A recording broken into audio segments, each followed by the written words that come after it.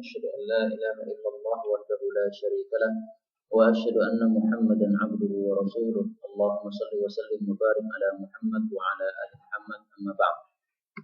Kita melanjutkan kitab Al-Jami' Shaghir yang terakhir kemarin sudah sampai 5522 yang hadisnya ternyata hadis yang palsu, tidak hanya dhaif.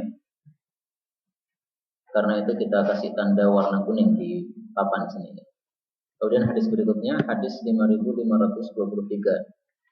Rasulullah Shallallahu Alaihi Wasallam bersabda, "Alaikum lazimilah oleh kalian bidulja, berjalan pada malam hari." Maksudnya adalah ketika safar. Fa'inal arda, karena sesungguhnya bumi itu tutwa, dilipat oleh Allah billaili, pada waktu malam. Hadis ini menunjukkan bahwasanya safar itu paling baik dilakukan pada malam hari perjalanannya. Karena malam hari itu lebih cepat sampai ke tujuannya. Maka kata-kata tutwa billail, dilipat pada malam hari, itu maksudnya adalah kinayah bahwasanya perjalanan menjadi lebih cepat. Kalau buminya ya tetap saja. Antara Solo dengan Jakarta misalnya, Solo dengan Jawa Timur ya jaraknya sama. Malam dengan siang itu sama saja. Enggak berarti kemudian lebih menjadi lebih pendek, bukan ya. Akan tapi karena lebih cepat maka dikinayahkan dengan kata-kata tutwa, yaitu dilipat. Hadis ini sahih. 5524. Alaikum lazimilah oleh kalian ar-rami atau bir-rami, melempar. Kalau zaman dulu adalah melempar dengan panah. Fa innahu, karena sesungguhnya melempar itu min khairi, termasuk paling baiknya lahwikum, permainan kalian. Hadis ini sahih. Hadis ini menghasung supaya kita itu belajar ar-rami, melempar panah. Kalau zaman dulu itu senjatanya adalah panah. Nah, kalau zaman sekarang yang dilempar ya sesuaikan dengan kondisinya. Kalau zaman dulu panah, kalau zaman sekarang ya bedil dan sebagainya, ya tembakan. Itu perlu dipelajari. Nah, kemudian tentang ar-ramyu di sini Allah Subhanahu wa taala sudah menyebutkannya di dalam Al-Qur'an Al-Karim. Wa a'iddu lahum mastata'tum min quwwah. Surat Al-Anfal ayat yang ke-60. Wa a'iddu, dan persiapkanlah wahai umat Islam, lahum, kepada mereka orang-orang kafir, mastata'tum, apapun yang kalian mampu, min quwwatin, dari kekuatan apapun juga. Tapi Nabi Shallallahu Alaihi Wasallam bersabda, ala innal quwwatar ramyu, ala innal quwwatar ramyu, ala innal quwwatar ramyu, diulang terus. Ketahuilah bahwasanya kekuatan yang paling kuat itu adalah melempar. Maka sangat penting sekali mempelajari ilmu memanah ini, atau ilmu menembak. Ini penting sekali karena diperintahkan oleh Nabi Shallallahu Alaihi Wasallam. Dalam hadis yang lain, Nabi Shallallahu Alaihi Wasallam menyuruh kita supaya meniru Nabi Ismail alaihi salatu wassalam. Apa kata kuncinya? Kana ramya. Urmu, melemparlah kalian, melempar panah atau belajar memanah. Bani Ismail, wahai keturunannya Nabi Ismail, yaitu orang-orang Arab. Fa inna abakum, karena sesungguhnya bapak kalian yaitu Nabi Ismail, kana ramya, dia itu adalah orang yang ahli memanah. Ramyan, kalau yang tadi urmu, kalau ini ramyan Bani Ismail, fa inna abakum kana ramyan. Isinya sama ya. Kalau di sini adalah isim, yaitu masdar, sementara di sini adalah fi'il, yaitu fi'il amr, perintah supaya umat Islam ini mempelajari memanah. Imam Bukhari itu termasuk pemanah ulung ya. Jadi dari 10 anak panah yang dipaskan ke tujuannya itu yang meleset 0. Artinya apa? Semuanya itu kena terus. Itu dari 10 panah yang dilesatkan oleh Al-Imam Al-Bukhari rahimahullah ta'ala. Imam Syafi'i juga begitu, pandai memanah. Tapi kita lanjutkan 5526. Nah, ini merah, ini tanda hadisnya dhaif. Alaikum lazimilah oleh kalian bizabib, kismis. Kismis itu harganya 50.000 per kilo, atau sekarang 60.000 karena naik. Fa'innahu, karena sesungguhnya kismis itu yakshifu, bisa menyingkapkan al-mirrah, empedu. Wa yudhibu, dan wa yadhhabu, dan melenyapkan bilbulhum, lendir yang ada di tubuh kita. Wa yashuddu, dan menguatkan al-asba, syaraf. Wa yadhhabu, dan melenyapkan bil-aya, kepayahan, keletihan badan. Wa yuhsinu atau yuhassinu, dan membaguskan al-khuluqa, akhlak kita. wa yutibu atau yutayyibu, dan menyenangkan an-nafsa, jiwa kita, menjadikan jiwa kita itu senang atau ceria. Wa yadhhabu, dan melenyapkan bil hammi, kesedihan. Hadis ini derajatnya dhaif, maka tidak bisa dijadikan dalil. Hadis ini membicarakan tentang az-zabib, yaitu kismis atau anggur yang sudah dikeringkan. Nah, tentang anggur yang sudah dikeringkan ini, kismis ini, Al-Imam Az-Zuhri mengatakan, Az-Zuhri ya, bukan sabda Nabi Shallallahu Alaihi Wasallam. Beliau mengatakan apa? Man arada, barang siapa yang menginginkan, ayyahfadha, untuk bisa menghafal al-haditha, hadis Nabi Shallallahu Alaihi Wasallam, fa'alaihi, maka adalah dia itu selalu memakan izzabibi, kurma, bukan kurma ya, kismis yang anggur yang sudah kering. Man arada ayyahfadhal hadits fa'alaihi bizzabib. Ini bukan sabda Nabi tapi perkataan Imam Zuhri. Sehingga ini disebut sebagai apa? Haditsun maqtu'. Karena hadis kan ada 3 macam. Ada marfu', itu sabda Nabi, ada mauquf, itu perkataan sahabat, ada maqtu', itu perkataan tabi'in dan seterusnya ke bawah. Nah, ini Az-Zuhri ini termasuk tabi'in atau tabi'ut tabi'in, sehingga beliau ini ucapannya dikatakan sebagai haditsun maqtu', ya, enggak bisa dijadikan dalil. Cuman ucapan ini biasanya muncul dari pengalaman. Jadi pengalaman Imam Az-Zuhri makan kismis, kemudian hafalannya jadi kuat, bisa menghafalkan hadis-hadis Nabi Shallallahu Alaihi Wasallam. Imam Az-Zuhri itu kalau melewati sebuah pasar, itu beliau menutup telinganya. Kenapa? Karena kalau ada ucapan orang pasar masuk ke telinganya, sekali saja udah nggak terhapus-hapus lagi. Tapi kalau kita ngapalkan Quran, dimasukkan 100 kali, hilang terus. Kalau Imam Zuhri nggak usah masuk-masukkan, dah masuk sendiri udah nggak akan keluar-keluar lagi, insya Allah. Nah, ini pengalaman beliau adalah apa? Az-zabib, yaitu makan kismis. Silahkan mencoba, nggak apa-apa ya, tapi jangan diyakini sebagai sunnah Nabi. Kalau di dalam teori menghafal Al-Quran, itu salah satu cara untuk menghafal Al-Quran. Nah, ini penting mas, catat supaya pondoknya pada buat hafalannya. Itu santri disuruh untuk makan setiap pagi sebelum sarapan 21 butir kurma. Butir apa? Kismis. Ini juga bukan sabda Nabi, tapi pengalaman ulama. Ada seorang ahli qiraat yang sangat terkenal, yang dia itu hafal Al-Quran sangat kuat. Kemudian ditanya bagaimana caranya. Ya. Kalau dari sisi makanan, kata beliau, ini kismis. Dan kismis itu kan kecil-kecil, Pak ya. Jadi kalau kita makan setiap hari 21 itu insya Allah ya nggak habis-habis itu. Masih banyak terus. Dicoba aja beli di Uraba, harganya 60 ribuan.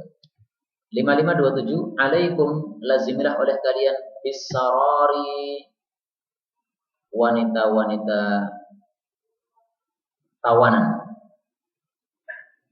Fa'innahunna, karena sesungguhnya para wanita tawanan itu mubarakatu, dibarokahi al-arhami, rahim-rahimnya. Hadis ini dhaif. Kenapa dhaif? Karena mursalan, ya, karena mursal. Mursal itu dari seorang tabi'i langsung kepada Nabi, tidak melewati siapa? Sahabat. Ini berarti hadisnya terputus sanadnya. Apa maksud hadis ini?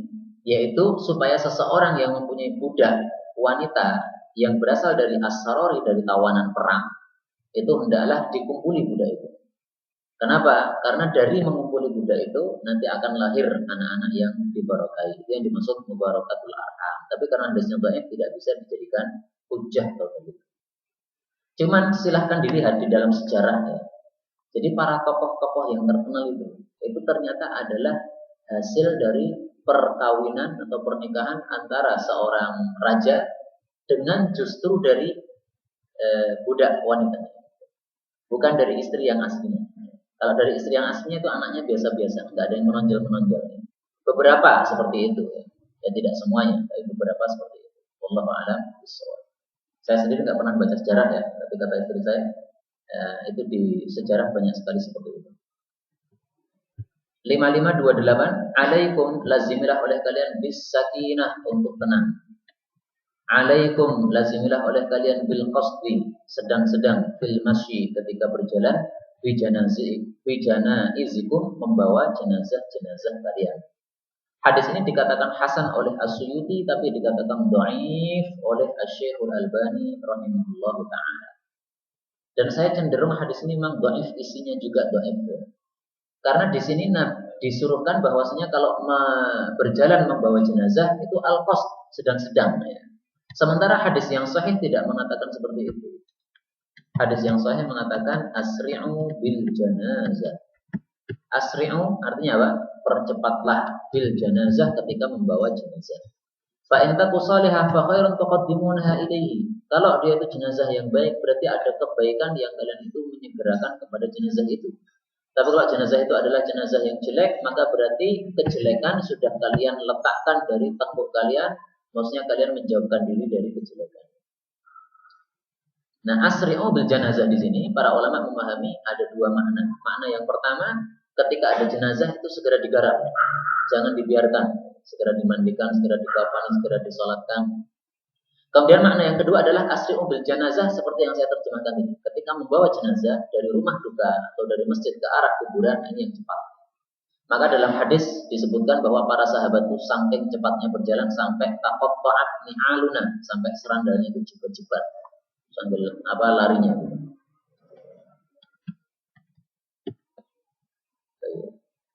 Nah ini. Idza wudi'atil janazah wa ihtamalaha ar-rijal, kalau jenazah itu sudah diletakkan, maksudnya di atas kerandanya, wa ihtamalaha ar-rijal dan para laki-laki sudah membopongnya, ya, dibawa ke kuburan, ala anaqihim di atas tengkuk-tengkuk mereka, fa in kanat shalihah, kalau jenazah itu jenazah yang baik, qalat, dia akan berkata, qaddimuni, segerakan saya. Nah, ketika jenazahnya mengatakan segerakan saya, sementara kita malah santai-santai, ini berarti enggak beradab. Maka hadis yang ini tadi, ya alaikum bil qasdi, ini enggak tepat karena tidak sesuai dengan hadis-hadis sahih yang lainnya. Maka lebih cenderung kepada penilaian Syekh Al-Albani bahwa hadis ini hadis yang dhaif, ya, tidak bisa dijadikan hadis. Alaikum bisakinah itu ada memang, tapi letaknya bukan di jenazah. Letaknya di mana? Ketika menuju ke salat. Ya. Kita lihat hadisnya, alaikum bisakinati wal waqar, yang hadisnya sahih. Ayyuhan nas, wahai para manusia, alaikum bisakinah, hendaklah kalian itu tenang. Fa innal birra, karena sesungguhnya kebaikan itu laisa bi ijafil khairi wal ibil, itu tidak dengan mempercepat atau mengebutkan al khairi, kuda, wal ibili, dan unta. Ini pas waktu haji ya. Jadi pas waktu haji kan orang-orang semangat sekali sehingga jalannya cepat. Nah, Nabi itu khawatir kalau nanti pada tabrakan akhirnya disuruh untuk pelan-pelan saja. Kalau yang pas salat ada enggak ya? Mestinya ada, tapi kalimatnya mungkin perlu dicari.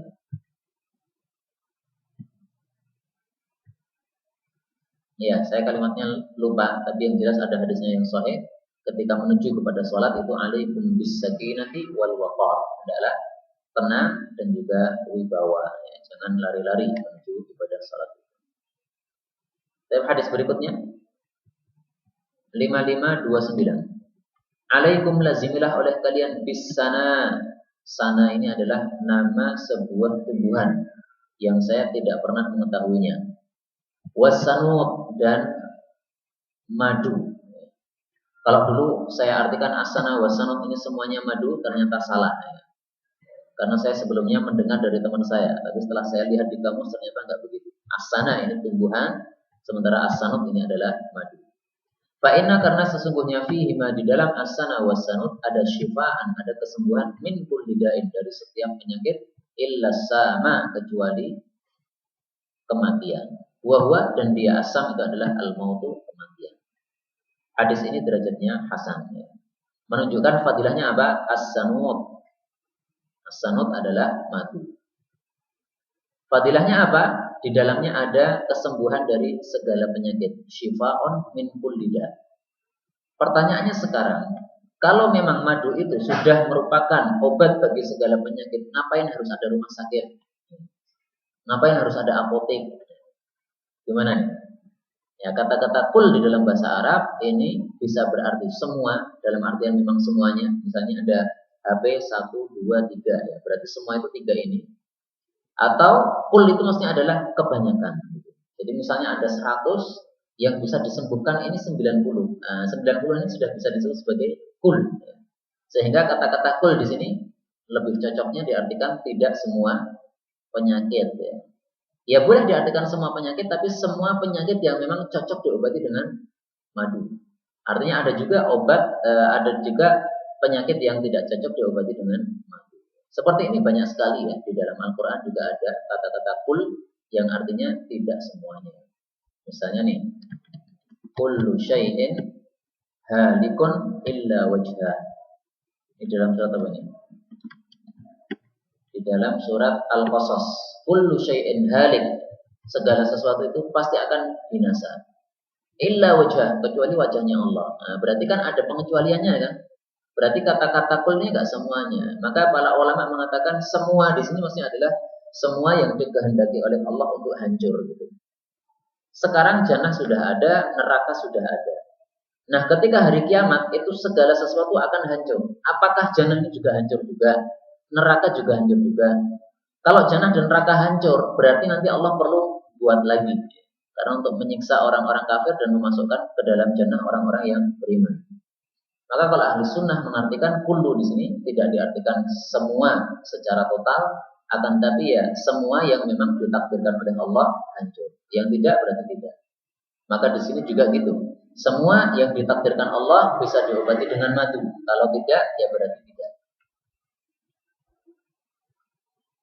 Kemudian as-sanud ini ternyata ada beberapa tafsiran. Tafsir yang paling terkenal adalah memang al-asal, yaitu madu. Tapi ada juga yang menafsirkan yaitu roh wa samin.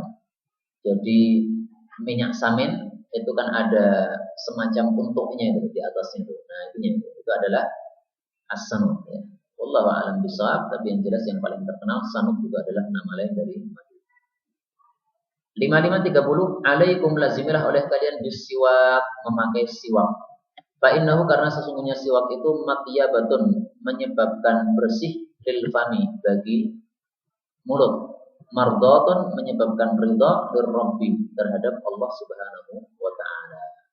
Hadis ini merupakan dalil fadilahnya siwak. Apakah siwak ini bisa diwakili oleh sikat gigi? Ya, jawabnya adalah iya, bisa diwakili. Karena yang dimaksud siwak itu atau tujuan dari siwak itu adalah membersihkan mulut kita. Maka dengan alat apapun juga, yang penting mulut kita itu bersih, maka ini sudah bisa mengamalkan hadis ini. Hanya saja kalau kita itu menggunakan siwak yang dari kayu arok itu, maka itu lebih utama. Karena Nabi Shallallahu Alaihi Wasallam juga bersiwak dengan menggunakan kayu arok itu. Dan para ulama mengatakan yang penting itu adalah benda yang kita gunakan untuk bersiwak ini benda yang kasar seperti kayu arok tadi. Karena kalau bendanya halus, tidak mungkin bisa membersihkan, Pak. Misalnya ini HP ini kan licin, Pak. Nah, ini digunakan gosok gigi berkali-kali, tetap nggak akan bersih gigi kita. Sing kuning tetap kuning, budalnya masih nempel. Tapi kalau kasar, pakai kain gini, ini bisa dibersihkan, ini bisa. Kemudian kalau kita buka kitab-kitab fikih, itu ternyata para ulama mengatakan boleh bersiwak dengan jari, tapi jangan jarimu sendiri, jari temanmu nggak apa-apa. Jadi kalau kita gunakan jari teman kita untuk siwak, itu namanya bersiwak. Tapi kalau kita gunakan jari kita, itu namanya bukan bersiwak. Saya juga waktu itu kenapa sih kok harus dibedakan? Nah, kata Syekh Syihabi, karena berarti kan kita menggunakan milik kita sendiri. Jadi gigi kita adalah milik kita, kemudian tangan kita juga milik kita. Itu tidak dianggap membersihkan gitu. Jadi semacam anggota badan nempel dengan anggota badan itu aja. Tapi kalau milik orang lain, nah itu dianggap sebagai sesuatu yang terpisah dari badan kita, digunakan untuk membersihkan. Wallahu a'lam, ya, saya masih belum puas sebenarnya. Kenapa harus dibedakan antara milik orang lain dengan milik kita? Tapi itu perkataan ulama ya, bukan hadisnya. Ayat 5531, alaikum lazimilah oleh kalian bisiwak, memakai siwak. Fa ni'mas syai'i, maka paling bagusnya sesuatu itu adalah as-siwak. Apa bagusnya siwak itu? Yadhabu, melenyapkan bil hufri atau hafri. Bil hafri. Hafri itu adalah penyakit yang merusak pangkal-pangkal gigi. Jadi termasuk penyakit di dalam mulut ya. Penyakit yang merusak pangkal-pangkal gigi kita. Wayang zi'u, dan bisa mencabut al-bulghum, lendir. wa yajlu dan bisa menjelaskan, menjadikan jelas al-basara mata, wa yashuddu dan bisa menguatkan atau mengokohkan al-lissata usi, wa yadhhabu dan melenyapkan bil apa ini, bukhari atau bakhri? Bukhari. Ya. Ini yang saya belum ketemu terjemahnya al-Bukhari. Maka saya kasih tanda kuning saja. Nanti saya cari di tempat lain ya. Tapi hadisnya dhaif ya, sehingga tidak begitu perlu dibangun gitu. Wa yuslihu dan bisa memperbaiki al-ma'iddata, yaitu perut besar. Perut besar apa saya juga lupa ya, belum pernah belajar. Tapi semuanya saya yakin tahu kan. Wa yazidu dan bisa menambah fi darajatil jannah, di dalam derajat-derajat jannah. Maksudnya tambah naik, tambah tinggi. Wa yuhammidu dan menyebabkan memuji al-malaikata, para malaikat. Jadi malaikat memuji orang yang menggunakan siwak. Wa yurdi rabba dan menyebabkan ridha Allah Subhanahu wa taala, wa yuskhitu dan menyebabkan murka asyaitan, para setan. Hadis ini dikatakan sahih oleh As-Suyuti, tapi dikatakan dhaif oleh Asy-Syaikh Al-Albani rahimahullahu taala. Jadi fadilah siwak ini. Kalau perlu mengetahui fadilah siwak secara lengkap, silahkan beli kitab, judulnya adalah Keutamaan Bersiwak. Yang menulis adalah Asy-Syaikh Yusuf Al-Kandahlawi, kalau nggak salah ingat saya, atau Zakaria Al-Kandahlawi, ulama dari India di Jamaah Tabligh. Sudah diterjemahkan di Indonesia ya, sekitar tipisnya seginilah. Tapi ternyata setelah saya cari-cari itu banyak sekali hadis yang dhaifnya.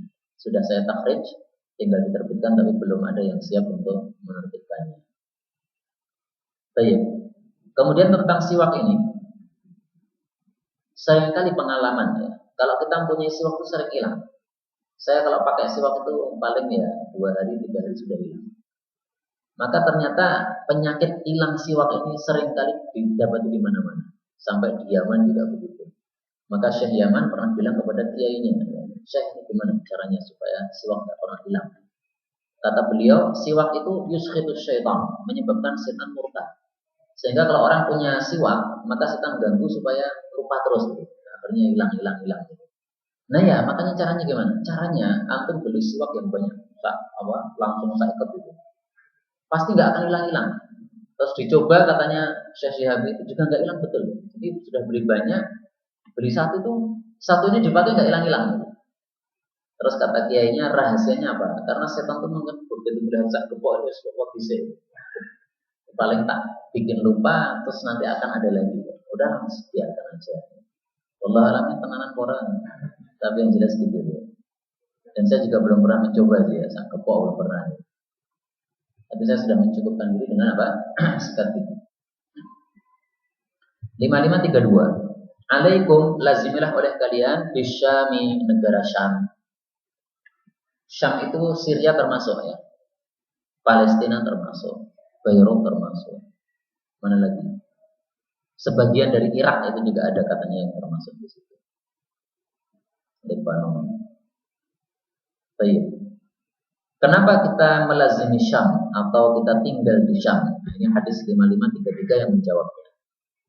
Hadis di atas tadi dikatakan dhaif oleh Suyuti ya, tapi dikatakan sahih oleh Asy-Syaikh Al-Albani rahimahullah. Dan mestinya sahih karena isinya sama dengan hadis setelahnya. Alaikum, lazimilah oleh kalian di Syam, tinggal di negara Syam. Fa innaha, karena sesungguhnya Syam itu safwatu, pilihan biladillah, negara-negaranya Allah, kota-kotanya Allah. Jadi negara yang dipilih oleh Allah. Yuskinuha, Allah itu menjadikan tinggal di dalamnya khairatahu, orang-orang pilihannya, min khalqihi, dari makhluknya. Apa? Oh, jadi ini fa'ilnya ya. Oke. Yaskunuha, tinggal padanya khairatuhu, orang-orang pilihannya Allah, min khalqihi, dari makhluknya.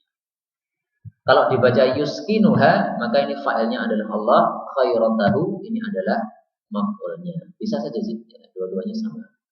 Karena yang menjadikan orang tinggal di suatu tempat itu adalah Allah Subhanahu wa taala.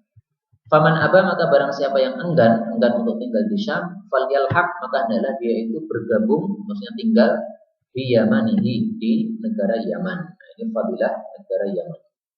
Wal yusqa, dan hendaklah dia itu diberi minum min ghudarihi, dari ghadir. Ghadir itu lubang atau apa ya? Ya, atau pokoknya tempat air gitu. Lubangnya kalau untuk bahasa Jawa. Fa innallaha azza wajalla, karena sesungguhnya Allah azza wajalla takaffala, telah menjamin li, bagi saya, bisyami, terhadap negara Syam, wa ahlihi, dan terhadap penghuni Syam. Menjamin di sini maksudnya adalah menjamin untuk menjaga negara Syam dan penghuninya. Lah kenapa kok sekarang Syam itu dijajah oleh banyak orang ya? Israel menguasai sebagian Palestina. Ini kan padahal Palestina ini kan termasuk Asyam. Padahal di sini dikatakan takafal. Allah itu sudah menjamin. Nah, maka para ulama mengatakan jaminan ini tidak akan muncul kecuali kalau orang-orang mau melaksanakan perintah Allah Subhanahu wa taala. Kalau orang tidak mau melaksanakan perintah Allah, maka jaminannya juga tidak akan muncul. Maka di dalam tafsir atau di dalam syarah hadis ini dikatakan, domina, Allah itu telah menjamin li, bagi saya, hifdhaha, akan menjaga Syam, wa hifdha ahliha, dan menjaga penduduknya. Tapi syaratnya apa? Al-qaimina bi amrillah, yang menegakkan perintah-perintah Allah Subhanahu wa taala. Kalau tidak melaksanakan perintah Allah, ya udah, berarti apa? Tidak akan dibantu oleh Allah Subhanahu wa taala. Hadis ini menunjukkan bahwa orang itu apabila bisa tinggal di negara Syam, maka hendaklah tinggal di negara Syam. Kalau tidak bisa, maka hendaklah tinggal di negara Yaman. Adapun Yaman, maka hadisnya sangat sahih atau sangat terkenal sekali. Nabi Shallallahu Alaihi Wasallam pernah bersabda bahwa di negara Yaman itu ada banyak fadilah. Fadilah yang pertama, al-imanu Yaman. Iman itu di Yaman. Wal hikmatu Yamaniyah. Hikmah itu juga ada di Yaman. Hikmah itu kebijaksanaan. Dalam hadis yang lain dikatakan al-fiqhu Yamanin. Fikih itu ada di Yaman. Jadi ada iman, ada hikmah, ada fikih. Ini semuanya hadis yang sahih dari Nabi Shallallahu Alaihi Wasallam. Karena itu Imam Syafi'i pernah setelah belajar di Mesir atau setelah tinggal di Mesir itu kemudian pergi ke Yaman. Dalam rangka apa? Mempelajari ilmu firasat. Jadi ilmu firasat ini termasuk ilmu yang jarang, yang langka. Dan orang-orang bijaksana saja yang bisa menguasai ilmu firasat. Nah, Imam Syafi'i setelah selesai dari ilmu firasat di sana, maka beliau pulang ke rumah. Di tengah perjalanan, beliau ketemu dengan orang. Matanya biru. Dalam ilmu firasat, orang bermata biru, orang pelit. Maka Imam Syafi'i kemudian dihidangi oleh orang yang bermata biru tadi. Minuman, makanan, semuanya dikasih. Maka Imam Syafi'i jadi bingung. Ini yang benar ilmunya atau gimana gitu, bingung. Tapi karena dikasih jamuan, ya udahlah, bismillah dimakan. Hari kedua masih dikasih jamuan. Jadi Imam Syafi'i waktu itu di tengah perjalanan singgah. Hari ketiga juga masih dikasih jamuan. Maka Imam Syafi'i sudah semacam meninggalkan ilmunya, sudah ilmu firasat tinggal aja, tidak benar gitu. Tapi ternyata setelah beliau pamitan mau pulang, ya dimarahi oleh orang. Mana bayarnya? Loh, bayar gimana? Saya kan tamu. Kok bayar gimana? Memang kamu anggap gratis dari awal hari itu, ya semuanya itu bayar gitu. Maka Imam Syafi'i akhirnya, udahlah semua duit kasihkan aja. Yang penting saya sudah dapat ilmu. Dia rela dengan ilmunya daripada menyimpan duitnya. Ya, ternyata benar ilmu firasat. Ada yang matanya biru kan? Gak ada, insya Allah ya. Mata biru itu yang gimana saya nggak pernah lihat. Mungkin kalau di televisi itu orang pemain film itu ada. Tapi hadis berikutnya 5534. Alaikum lazimlah oleh kalian bisyifa ini dua kesembuhan. Maksudnya adalah dua obat. Yang pertama adalah al-asal, madu. Yang kedua adalah Al-Quran, membaca Al-Quran. Hadis ini dikatakan sahih oleh Suyuti, tapi dikatakan dhaif oleh Al-Albani. Cuman bahwasanya madu ini sebagai obat, hadis sahih ada. Bahwasanya Al-Quran ini sebagai obat, bahkan disebutkan di dalam Al-Quran. Wa nunazzilu minal Qur'ani ma huwa shifaa'u wa rahmatul lil mu'minin. Ini syaratnya. Wa nunazzilu, dan kami menurunkan minal Qur'an, Al-Quran itu ma huwa shifaa'un, yang bisa menjadi penyembuh atau obat, wa rahmatun, tapi untuk siapa? Lil mu'minin, bagi orang-orang yang beriman. Artinya kalau tidak beriman tidak akan mendapatkan rahmat dari. Nah, di sini ditegaskan syifa sebagai obat. Obat apa? Di dalam ayat yang lain Allah Subhanahu wa taala telah mengatakan wa syifaun lima fis sudur. Wa syifaun, dan sebagai obat lima bagi apa-apa yang fis sudur, penyakit di dalam hati. Tapi para ulama mengatakan bahwasanya Al-Quran ini juga bisa merupakan penyakit untuk tubuh. Lah kenapa kok disebutkan di ayat ini lima fis sudur? Ini untuk menekankan saja. Jadi penyakit hati ini bisa dilenyapkan dengan Al-Quran. Nah, kalau penyakit hati yang itu lebih sulit ditangani bisa dilenyapkan dengan Al-Quran, maka berarti penyakit badan juga lebih bisa dilenyapkan dengan Al-Quran. Maka Ibnu Qayyim ketika beliau sakit, beliau pergi ke Mekah sakit ya. Maka beliau ambil air Zam-Zam, kemudian air Zam-Zam ini dibacakan surat Al-Fatihah, kemudian setelah itu diminum. Terus setiap hari begitu terus. Maka setelah beberapa hari dilaksanakan, kata beliau ternyata memang benar bahwasanya Al-Fatihah itu bisa digunakan sebagai penyembuh. Maka banyak sekali penyakit-penyakit yang dulu beliau derita mengalaminya, maka akhirnya kemudian terasa sudah lenyap dari tubuhnya. Jadi hadis ini kalau dikatakan dhaif ya dhaif sanadnya ya, tapi isinya atau kandungannya itu adalah benar, bahwasanya madu bisa untuk obat dan juga Al-Quran juga bisa untuk obat. Bahkan di Inggris diceritakan oleh seorang dokter dari Saudi, ada rumah sakit yang dokternya itu mengobatinya dengan murotal. Jadi orang-orang sakit itu semuanya dikasih kupingan satu-satu ya, murotal suruh mendengarkan. Setiap pagi dikasih suruh mendengarkan. Disebar di taman, kemudian suruh mendengarkan. Ternyata katanya menghasilkan kesembuhan yang sangat cepat sekali. Dan kemudian hadis 5535. Alaikum, lazimilah oleh kalian bisidqi, berkata jujur. Fa'innahu, karena sesungguhnya perkataan jujur itu ma'al birri, bersama kebaikan. Wahuma, dan keduanya fil jannah, berada di dalam jannah. Wa iyyakum, dan hindarilah oleh kalian wal kadhiba, dusta. Fa innahu, karena sesungguhnya dusta itu ma'al fujur, bersama dosa. Wa huma, dan keduanya finnar, berada di dalam neraka. Wasallallahu, dan mintalah kepada Allah al yaqin, yakin, wal mu'afata, dan kesejahteraan. Fa innahu, karena sesungguhnya lam yukta, tidaklah diberi ahadun, seseorang, ba'dal yakin, setelah keyakinan, khairan, lebih baik, minal mu'afati, dari kesejahteraan. Wala tahasadu, dan jangan saling dengki. Wala tabaghadu, dan jangan saling membenci. Wala taqata'u, dan jangan saling memutus hubungan. Wala tadabaru, dan jangan saling membelakangi. Jadi saling melengos kalau bahasa Jawanya. Wa kunu, dan jadilah kalian itu ibadallah, sebagai hamba-hamba Allah yang ikhwanan, yang saling berukhuwah, ya, saling bersaudara. Kama, sebagaimana amarakumullah, Allah telah menyuruhkan kalian, maksudnya di dalam surat Al-Hujurat, innamal mu'minuna ikhwatun fa aslihu baina akhawaykum. Di dalam surat Al-Hujurat Allah Subhanahu wa taala mengatakan innamal mu'minuna ikhwatun. Ini kan perintah.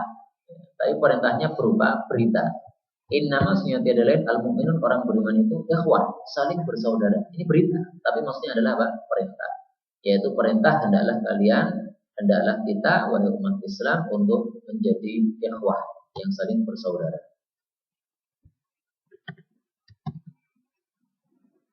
Dan memang tugasnya intelijen itu adalah untuk merusak hubungan antar jamaah muslimin. Karena itu kalau ada isu-isu antar jamaah muslimin itu kita harus tahu ya bahwasanya itu sebenarnya adalah memang rencana atau program dari orang-orang yang memusuhi Islam. Karena ada salah satu tokoh, saya ketemu sendiri dengan dia, ya, bercerita. Tokoh ini punya kenalan orang Jakarta yang dia ngaku bekas dari Intel, sudah selesai kerjanya. Kemudian dia sudah tobat. Kemudian akhirnya dia merasa sangat berdosa sekali, karena memang tugasnya sangat busuk sekali. Dan yang paling dia garis bawah itu adalah mengadu antar umat Islam. Nah, akhirnya dia memperbanyak ibadah haji, memperbanyak tahajud. Maka diusulkan oleh tokoh yang saya temui itu, sudahlah, kalau kamu memang tahu bahwasanya Intel itu kerjaannya kayak gitu, antum tulis saja bukunya, ya. Antum tulis buku, disebarkan supaya umat Islam paham semuanya. Apa jawabnya? Apa kamu pengen saya mati sekarang? Maksudnya apa? Kalau saya nulis gitu, langsung ketahuan, ya, langsung dibunuh. Maka, masya Allah, apa yang terjadi pada hari-hari ini tampaknya adalah memang dari sana. Ya. Hanya sebagian umat Islam itu nggak paham gitu. Diadu antar jamaah. Maka mestinya tidak usah beradu ya. Karena kalau beradu berarti sama dengan kemakan oleh makar mereka. Baik, kemudian dari hadis ini ada PR nih. Ini adalah PR supaya kita memohon kepada Allah al-yakin wal ma'afat. Allahumma inni as'alukal yakin. Pernah nggak berdoa seperti itu? Kalau belum pernah atau jarang ya, diseringkan membaca ini. Karena kata Nabi, tidak ada perkara yang lebih baik daripada yakin, setelah itu kemudian al-mu'afah. Maka paling baik kalau kita itu memperbanyak meminta yakin kepada Allah Subhanahu wa taala. Dalam sebuah riwayat, tapi saya belum mengecek riwayat ini sahih atau tidak, dikatakan bahwasanya Abu Bakar As-Siddiq itu bisa mengalahkan semua umat Islam. Itu bukan karena banyaknya puasa, bukan karena banyaknya salat, tapi apa? Bima waqara fis sadri. Itu dia bisa mengalahkan kita semuanya itu dengan sebab apa yang menancap di dalam hatinya, yaitu apa? Al-yakin.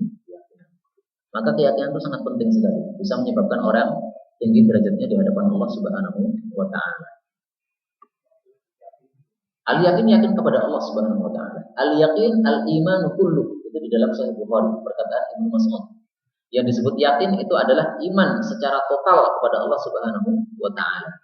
Di segala sesuatu itu pokoknya yakin Allah yang mengaturnya.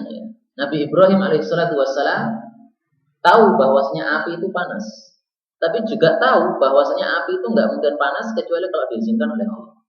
Akhirnya dia dibakar, ya masuk aja sampai gitu, berada di dalam api. Sudah ditunggu oleh Namrud yang bakar itu. Sudah ditunggu oleh Namrud selama 1 pekan. Ya, mestinya sudah gosong itu. Ternyata 1 pekan apinya mati, Nabi Ibrahim keluar santai. Kaget itu Namrud. 1 pekan kok masih seger. Nah, ini karena apa? Al-yakin. Karena sudah yakin kepada Allah Subhanahu wa taala. Di dalam kisah disebutkan Nabi Ibrahim didatangi Jibril. Wahai Jibril, kamu perlu apa? Berdoa apa? Kamu perlu apa? Ya, saya bantu. Maka kata Nabi Ibrahim, kalau kepada kamu saya nggak perlu. Saya perlunya sama Allah saja. Kalau kamu nggak usah lah. Nah, ini keyakinan kepada Allah Subhanahu wa taala. Baik, hadis berikutnya 5536. Alaikum lazimilah oleh kalian as-sidq, bis-sidqi, kejujuran. Fa inna sidqa, karena sesungguhnya kejujuran itu yahdi ilal bir, menunjuki kepada kebaikan. Wa innal birra, dan sesungguhnya kebaikan itu yahdi ilal jannah, menunjuki kepada jannah. Wa mazala, dan tidak henti-hentinya ar-rajulu, seseorang itu yasduq, berkata jujur.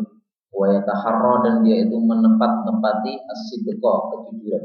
Dia berusaha supaya jujur terus. Hatta yuktaba, sehingga dia itu dicatat indallah, di hadapan Allah, siddiqa, sebagai orang yang sangat jujur. Di siddiq ini adalah bentuk mubalaghah, sehingga artinya itu sangat atau tukang, ya, tukang jujur. Wa iyyakum, dan hindarilah oleh kalian wal kadiba, berdusta. Fa innal kadiba, karena sesungguhnya dusta itu yahdi ilal fujur, menunjuki kepada dosa. Wa innal fujur, dan sesungguhnya dosa itu yahdi ilan nar, menunjuki kepada neraka. Wa ma yazalu rajul, dan tidak henti-hentinya seseorang itu yakdibu, dia berdusta. Wa yataharra, dan dia itu menepati al-kadiba. Al-kadiba atau al-kadibi? Setelah wa yataharra ada an-nya enggak? Enggak ada ya. Nah, ini mestinya memang enggak ada. Kalau di sini ada, ini salah ya. Wa yataharra al-kadiba, dan dia itu menepati kedustaan. Hatta yuktaba, sehingga dicatat indallahi, di hadapan Allah, kadzaban, sebagai tukang dusta. Ya, sama dengan siddiqon tadi, bentuk mubalaghah. Hadis ini riwayat Muslim, maka berarti sahih. Hadis ini merupakan hasungan supaya kita menjaga mulut kita. Hendaklah yang keluar dari mulut kita itu adalah as-sidq, sesuatu yang jujur. As-sidq itu apa? Maksudnya as-sidq itu adalah sesuatu yang sesuai dengan kenyataan. Misalnya ada 5 orang datang, kita mengatakan 5 orang datang. Ini namanya as-sidq, ya, karena sesuai kenyataan. Ada 5 orang datang, kita mengatakan yang datang 4, ini tidak sesuai.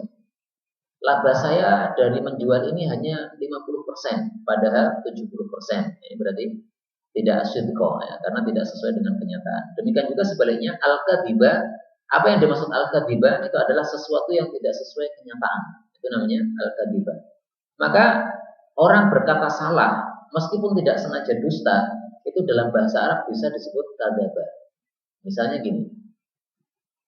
Ada orang berpendapat salah, mengatakan bahwasanya hukumnya adalah halal, padahal sebenarnya haram. Nah, kita mengatakan kadzabta, dusta. Itu dalam bahasa Arab benar ya. Karena kadzaba itu tidak selalu dusta, tapi artinya adalah apa? Pokoknya tidak sesuai kenyataan. Semestinya hukumnya halal dikatakan haram, tidak sesuai dengan kenyataan. Namanya kadzabta. Ya, engkau salah ya, engkau salah atau engkau dusta. Baik, kemudian hadis berikutnya 5537. Alaikum lazimilah oleh kalian bisidiki, berkata jujur. Fa innahu, karena sesungguhnya jujur itu babun, satu pintu min abwabil jannah, dari pintu-pintu jannah. Wa iyyakum, dan hindarilah oleh kalian wal kadhiba, dusta. Fa innahu, karena sesungguhnya dusta itu min abwabil nar, dari pintu-pintu neraka. Hadis ini dikatakan dhaif oleh Suyuti dan dikatakan palsu oleh Syekh Al-Albani, hadis maudhu berarti ya. Maka tidak perlu dijadikan dalil karena sudah cukup hadis yang sebelumnya. Bedanya apa? Kalau sebelumnya mengatakan bahwasanya as-sidqa, bahwasanya kejujuran itu bisa menunjukkan orang kepada jannah. Tapi kalau hadis yang palsu ini mengatakan bahwa kejujuran adalah pintu dari pintu-pintu jannah. Ya intinya sama ya. Untuk bisa sampai ke dalam jannah itu perlu masuk pintunya. Nah, salah satu pintunya adalah dengan berkata yang jujur. Kemudian di dalam kisah-kisah para sufi disebutkan ada jujur kepada pencuri. Ya, tadi saya nggak cocok. Jadi siapa itu namanya? Abdul Qadir Al-Jailani dipesani sama ibunya. Pokoknya kamu harus berkata jujur kepada siapapun jujur. Kemudian dikasih saku. Nah, sakunya ini dijahit di bajunya itu. Sehingga kalau dicari di kantongnya ya nggak ada. Ya. Karena jahitannya itu ya mungkin pokoknya disembunyikan ya sekitar ketiak misalnya. Nah, ketika ada pencuri akan merampok ininya, dia mengatakan setelah dicari barangnya kan semuanya nggak ada. Ya. Tapi dia mengatakan jujur, saya ada barangnya Pak. Gimana nih buat ketiak? Ketika dia ambil loh, ternyata ada. Maka tobat semuanya. Ini cerita-cerita kayak gini tidak bisa dijadikan dalil. Kalau kepada pencuri ya mestinya dilakukan apa yang disunahkan oleh Nabi Shallallahu Alaihi Wasallam. Sunnah Nabi apa? Ini sunnah Nabi ya. Tapi ada nggak di dalam Jami' Shaghir? Nggak ada. Jadi Nabi pernah ditanya orang, ya Rasulullah, kalau ada orang meminta harta saya, gimana? Fala tu'tihi malam, jangan diberikan. Dia mau merampas atau merampok, jangan diberikan. Kalau dia memerangi saya mati, ya berarti kamu di dalam jannah. Kalau dia yang mati, ya dia di dalam neraka. Nah, ini adalah ajaran Nabi Shallallahu Alaihi Wasallam. Tidak pernah Nabi mengatakan jujurlah kepada maling, ya, silahkan beritahukan berangkasnya di mana. Tidak ada. Baik. Kemudian di sini ada kata-kata abwabul jannah, pintu-pintu jannah, dan kita semuanya sudah tahu bahwa pintu jannah jumlahnya ada berapa? 8 ya. Al abwabul jannah as-samaniyah. Ini di dalam hadis tentang fadilah wudu atau hadis tentang fadilah ditinggal mati oleh anaknya sampai 3 kali. Ma min muslimin, tidak ada seorang muslim yang mutulahu thalathatun minal walad, yang kematian 3 orang anak, ma lam yablughul himsa, yang mereka itu belum balik. Al-himsa itu arti asalnya dosa ya, karena kalau belum balik berarti belum dosa. Illa, kecuali talaqahu, ketiga anak itu akan menyambut dia min abwabil jannati tsamaniyati, dari pintu-pintu jannah yang 8 semuanya. Min ayyiha sya'a dakhala, dari pintu mana saja dia ingin maka dia bisa masuk. Ini hadisnya hasan. Maka hadis ini menunjukkan bahwa pintu jannah ada as-samaniyah, ada 8. Baik. Karena membaca hadis ini, maka ada seorang bunyai di Jawa Timur itu berdoa, ya Allah, saya tolong berikan fadilah hadis ini. Nah, akhirnya betul ya, punya anak pertama sebentar kemudian wafat, anak kedua sebentar kemudian wafat, anak ketiga sebentar kemudian wafat, anak keempat sebentar kemudian wafat lagi ya. Maka dia berpikir, wah ini khawatirnya kalau kelima wafat lagi. Maka akhirnya ya Allah, sudah cukup ya Allah. Akhirnya anak kelima hidup lagi terus ya. Nah sebenarnya sudah diberikan kan ya 3 orang anak tapi kebablasan gitu, 4 mati juga. Jadi itu hadis yang tentang apa? Kematian anak. Kalau yang ini hadis tentang wudu. Seseorang kalau menyempurnakan wudunya kemudian mengucapkan asyhadu an la ilaha illallah wahdahu la syarikalah wa anna muhammadan abduhu wa rasuluh, maka pintu-pintu jannah yang 8 semuanya dibuka oleh Allah Subhanahu wa taala. Kalau pintu neraka ada berapa? Ini abwa benar pintu neraka. Ada enggak dalilnya? Dalam Al-Qur'an ada kan? Abwa gitu ya, coba ya.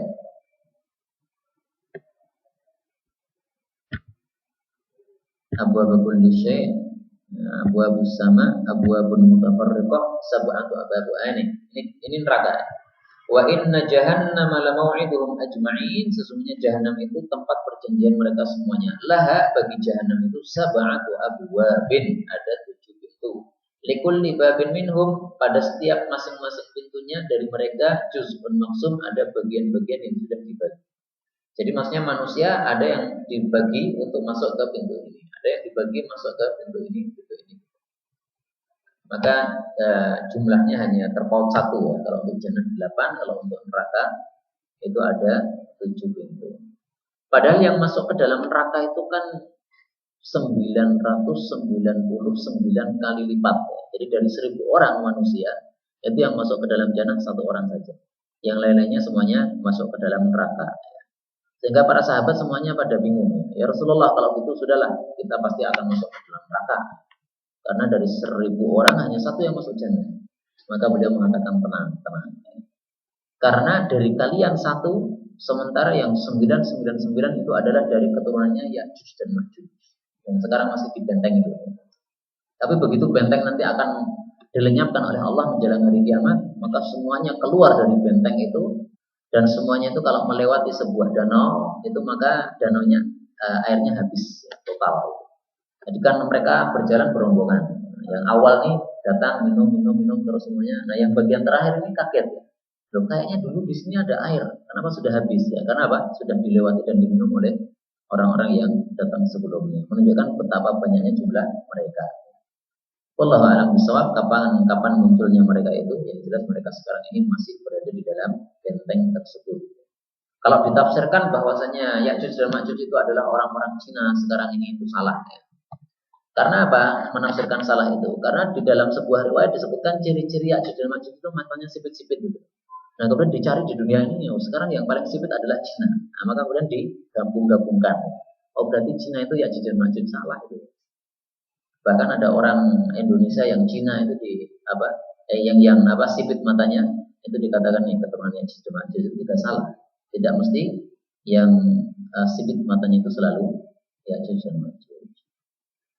Baik, wallahu a'lam bishawab. Kita cukupkan sampai di sini saja. Insyaallah kita bisa lanjutkan pada pertemuan yang akan datang, hadis nomor 55, 38 dan seterusnya. Untuk Ustaz Yusuf membacakan hadis nomor berapa?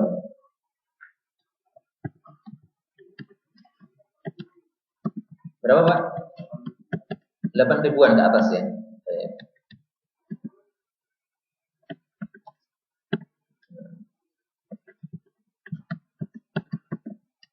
Ya saya harapkan semuanya tetap hadir, baik saya yang mengajar atau Ustaz Yusuf yang mengajar, karena tujuan kita hanyalah untuk memperdalam hadis-hadis Nabi Shallallahu Alaihi Wasallam. Jangan ta'assub kepada saya atau ta'assub kepada Ustaz Yusuf. Yang ngajar Ustaz Yusuf mau hadir, yang ngajar saya nggak mau, atau sebaliknya ta'assub. Udahlah, yang penting yang diajarkan hadis Nabi Shallallahu Alaihi Wasallam maka dihadiri saja. Termasuk sunnahnya para ulama itu memperbanyak guru. Memperbanyak apa? Guru. Imam Al-Hakim itu mempunyai guru sekitar 1000 orang. Sehingga saya waktu itu pernah berusaha untuk mengumpulkan ya. Kalau saya kumpulkan guru-guru saya itu ada berapa? Terus saya cari foto-foto mereka ya. Alhamdulillah ini ada beberapa foto kiai yang sudah terkumpul. Foto masyayikh, ada yang bermadhab Asy'ari, ada yang bermadhab Salafi dan Jihadi, ada yang dari Indonesia ya. Nah, dari Indonesia ada beberapa orang yang saya sudah berguru kepada mereka. Kalau ini belum pernah ya, ini Abdul Qadir Hasan, ini sudah wafat, penulis kitab Mustalahul Hadis. Ini adalah Ustaz Abdullah Sungkar kalau nggak salah. Ini juga bukan guru saya karena belum pernah ketemu. Ustaz Abu Bakar Ba'asyir termasuk guru saya nggak apa-apa ini ya, karena apa? Pernah belajar ngaji lah rakitan beberapa kali. Ini Ustaz Aceng Zakaria dari Garut, juga penulis terkenal. Ini Hasan, ini bapaknya Abdul Qadir Hasan tadi. Nah, ini Dr. Zainal Najah, ya. Ini juga pernah belajar tapi pas di UMS. Ini adalah Dr. Ali Musri, belajar di Jember saya sama beliau. Ini Dr. siapa nih? Yang keluar dari BKS itu. Ini Ustaz Muin, ya, guru saya sekarang. Kemudian Ustaz Dr. Mustafa Adi Yaakob, ini guru di Jakarta. Ini Ustaz Farid Ahmad Uqbah, ini guru di Bekasi. Ini Habib Rizik, guru di Aceh ya, karena belajarnya di Aceh. Ini Syekh Maimun Zubair, ini yang punya pesantren di Rembang. Ini Ustaz Ja'far Martalib, saya sama Al Akhlias dulu pernah belajar 3 hari dulu ya. Rakitan habis itu nggak sabar pulang, karena nggak dapat tambahan ilmu yang banyak gitu. Ini Ustaz Mudakir, ini Ustaz Rasid Ba'asir, ini Ustaz sudah kembali dulu. Adapun kalau kiai atau masyayikh yang memberikan sanad kepada saya, sanad periwayatan ilmu hadis, maka fotonya ini ya. Barangkali ada yang pengen ngerti saja. Ada 2 orang. Yang pertama adalah Syekh Mahir Yasin, seorang ahli hadis kontemporer yang beliau masih muda. Banyak sekali kitab-kitab karya beliau. Ini orang Irak ya, Syekh Mahir Yasin Al-Fahl. Kalau antum beli kitab Riyadhus Shalihin yang baru, itu yang mentakhrij adalah ini, Syekh Mahir Yasin Al-Fahl. Beliau punya banyak sekali sanad periwayatan hadis dari Nabi Sallallahu Alaihi Wasallam.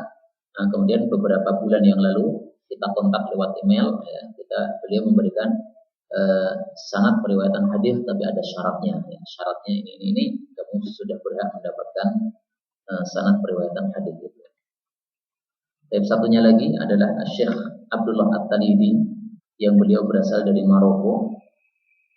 Dan beliau ini yang dulu saya ceritakan asalnya itu bermadzhab Sufi. Kemudian setelah dia mempelajari hadis-hadis Nabi Shallallahu Alaihi Wasallam, maka akhirnya baru sadar ya, bahwasanya pelajaran Sufi ini banyak sesatnya. Maka akhirnya beliau meninggalkan dan akhirnya menjadi ulama ahli hadis.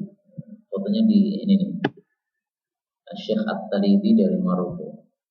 Ini yang mempunyai kitab judulnya Mentafsirkan Al-Quran dengan Hadis-Hadis yang Sahih. Tafsirul Quran bil Ahadits As-Sahihah. Kemudian ada lagi sanad yang ketiga sebenarnya, tapi orang Indonesia. Ini namanya Syekh Muhammad Nurdin Al-Banjari. Dia asalnya Banjar, tapi karena sudah tinggal di Mekah beberapa tahun lamanya, sehingga beliau mengatakan Al-Banjariyul Makki. Banjar tapi juga orang Mekah. Ini punya sanad juga periwayatan hadis dan sudah memberikan sebagian periwayatan kitab kepada saya, belum semuanya ya. Nah, kalau ini Syekh Buwa, ini hanya memberikan sanad kitab fikih saja, bukan kitab hadis Nabi Sallallahu Alaihi Wasallam. Ya, maka demikian juga kepada ikhwah sekalian, silahkan untuk memperbanyak guru ya, karena memperbanyak guru ini termasuk sunnahnya para ulama salaf. Subhanallah wa rabbana bihamdik, asyhadu an la ilaha illa anta, astaghfiruka wa atubu ilaik. Ada yang perlu ditanyakan? Ya, monggo.